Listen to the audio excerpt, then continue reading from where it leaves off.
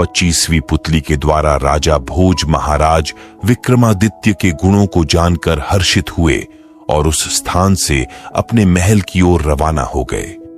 लेकिन अगले दिन फिर से उन्हें सिंहासन और महाराज विक्रमादित्य के गुणों का आकर्षण खींच लाया। जैसे ही राजा भोज सिंहासन की ओर बढ़े कि 26वीं पुतली मृगनयनी प्रकट हो गई। उसने राजा भोज को रोकते हुए कहा कि ठहरो राजन, अगर आप इस सिंहासन पर बैठना चाहते हैं तो पहले मुझे यह बताइए कि क्या आपके अंदर वह गुण है जो महाराज विक्रमादित्य में था और जिसके बारे में मैं आपको बताने जा रही हूं। तब राजा भोज ने हाथ जोड़कर कहा कि देवी कृपया उस गुण के बारे में मुझे बताइए। तब मृगनयनी पुतली ने महाराज विक्रमादित्य की 26वीं कथा प्रारंभ की। महाराज विक्रमादित्य का मन जितना राजकाज और प्रजा की कुशलता में लगता था, उससे कहीं ज्यादा वह पूजा पाठ और प्रभु भक्ति में तपस्वी के जैसे लीन रहते थे। वे इतनी कठोर तपस्या करते थे कि इंद्रदेव का सिंहासन भी कांप जाता था। एक दिन की बात है, राजा विक्रमादित्य के दरबार में उनके सैनिक एक आदमी को पकड़ कर लाए जो देखने में किसी भिखारी के जैसा लगता था, लेकिन उसके पास से बहुत सारा धन प्राप्त हुआ था। किसी भिखारी जैसे व्यक्ति के पास इतना धन कैसे आया, यह सोचकर ही उसे सैनिकों ने जंगल से संदिग्ध अवस्था में गिरफ्तार किया था। महाराज ने जब उस व्यक्ति से धन के बारे में पूछा तो उसने कहा कि वह एक सेठ के यहां पर कार्य करता है और सेठ की पत्नी के साथ उसके अनैतिक संबंध हैं, और सेठ की पत्नी ने ही यह धन उसे दिया था और कहा था कि जंगल में रुककर मेरा इंतजार करना, मैं सेठ को मारकर जल्दी ही तुम्हारे पास आ जाऊंगी। राजा ने व्यक्ति की बात सुनकर सेठ के यहां अपने सैनिक भेजे। वहां पर सेठ की चिता पर बैठी हुए उसकी पत्नी कह रही थी कि रात में लुटेरों से उसका सारा धन लूट लिया है और उसके पति की हत्या कर दी है, इसलिए वह सती हो जाएगी। सैनिकों ने पूरा वृत्तांत महाराज विक्रमादित्य को सुना दिया। तब महाराज स्वयं उस व्यक्ति के साथ सेठ के घर पहुंचे। महाराज विक्रमादित्य ने सेठानी से कहा कि हमें तुम्हारी सच्चाई का पता चल गया है, तुम्हारा चरित्र अच्छा नहीं है, अब तुमको दंड भोगना पड़ेगा। यह सुनकर सेठानी डर गई और राजा से कहा कि आप क्या मेरा चरित्र देख रहे हैं, पहले अपनी छोटी रानी का चरित्र तो देख लो। इतना कहकर वह सेठ की चिता में कूद गई और जलकर राख हो गई। इस घटना के बाद से महाराज का मन विचलित रहने लगा और वह गुप्त तरीके से छोटी रानी पर नजर रखने लगे।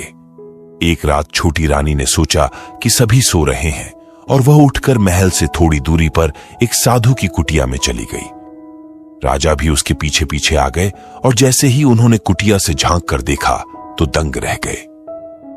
राजा को अपनी पत्नी की काली करतूत का पता चल गया था कि उसके कुटिया में रहने वाले व्यक्ति के साथ अनैतिक संबंध है। गुस्से में महाराज विक्रमादित्य ने रानी और व्यक्ति को मार दिया और सारे राज्य का भार सैनिकों के ऊपर डालकर सन्यासियों के जैसे जीवन अपना लिया। सबसे पहले वे एक समुद्र के तट पर गए और समुद्र देव की तपस्या प्रारंभ कर दी। समुद्र देव ने महाराज विक्रमादित्य से वरदान मांगने को कहा। तब राजा ने कहा कि वे समुद्र के तट पर कुटिया बनाकर तपस्या करना चाहते हैं, कृपया आशीर्वाद प्रदान करें। समुद्र देव ने उन्हें आशीर्वाद के साथ ही एक शंख दिया और कहा कि किसी भी दैवीय मुसीबत आने पर यह शंख बजाने पर वह मुसीबत दूर हो जाएगी। इतना कहकर समुद्र देव गायब हो गए। इसके बाद राजा विक्रमादित्य एक कुटिया बनाकर कठोर तपस्या करने लगे। उनकी तपस्या के प्रभाव से स्वर्ग में इंद्रदेव का सिंहासन कांपने लगा। इंद्र ने घबराकर अपने सेवकों को भेजकर कहा कि जहां पर विक्रमादित्य तपस्या कर रहा है उस स्थान को पानी में डुबा दो। सेवकों ने ऐसा ही किया और विक्रमादित्य कुटिया सहित पानी में डूब गए, लेकिन समुद्र देव के आशीर्वाद से वह पानी कुछ ही देर में सूख गया। यह देखकर इंद्र चकित रह गए और फिर इंद्र ने सैनिकों को भेजकर वहां पर आंधी तूफान के जरिए विक्रमादित्य की तपस्या भंग करने का आदेश दिया। सेवकों ने ऐसा ही किया, लेकिन इस बार महाराज विक्रमादित्य ने समुद्र देव के द्वारा दिए गए शंख को बजाकर उस आपदा को भी दूर कर दिया और अपनी तपस्या में मग्न हो गए। इंद्र एक बार फिर से चकित रह गए और इस बार स्वर्ग की सबसे सुंदर अप्सरा तिलोत्तमा को तपस्या भंग करने के उद्देश्य से भेजा। तिलोत्तमा विक्रमादित्य की साधना में नृत्य रूप और वादन के जरिए विघ्न डालने की चेष्टा करने लगी, लेकिन फिर भी विक्रमादित्य की तपस्या पर्वत के जैसे अचल रही। थककर तिलोत्तमा वापस स्वर्ग आ गई। इंद्र ने फिर से एक और युक्ति सोची। उन्हें पता था कि विक्रमादित्य बहुत बड़ा दानी है और अगर उससे कोई ब्राह्मण कुछ भी मांगता है तो वह उसे दे देता है। इस बार इंद्र एक ब्राह्मण रूप बनाकर विक्रमादित्य के पास पहुंचे। उन्हें देखकर विक्रमादित्य ने हाथ जोड़ते हुए कहा कि कहिए ब्राह्मण देव, मैं आपकी क्या सेवा कर सकता हूं? तब इंद्र ने कहा कि मुझे दान चाहिए।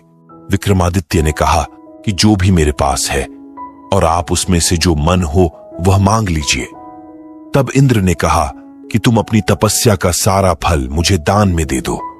तब विक्रमादित्य ने सहर्ष अपनी तपस्या का सारा फल उन्हें दान में दे दिया। इस बात से प्रसन्न होकर इंद्र अपने असली रूप में आ गए और विक्रमादित्य को आशीर्वाद दिया कि उनके राज्य में कभी भी अतिवृष्टि और सूखा नहीं रहेगा और उनकी प्रजा हमेशा ही खुशहाल रहेगी। इतना कहकर इंद्रदेव गायब हो जाते हैं और विक्रमादित्य भी मन की शांति पाकर अपने राज्य की ओर प्रस्थान करते हैं। राजा विक्रमादित्य के दान की बात कहकर पुतली ने राजा भोज से कहा कि कहिए राजन, क्या आपके अंदर भी ऐसा सामर्थ्य है कि आप अपना सब कुछ दान में दे दें? एक बार फिर राजा भोज निरुत्तर रह गए और पुतली अन्य पुतलियों के जैसे हवा में उड़ गई। कहानी से सीख।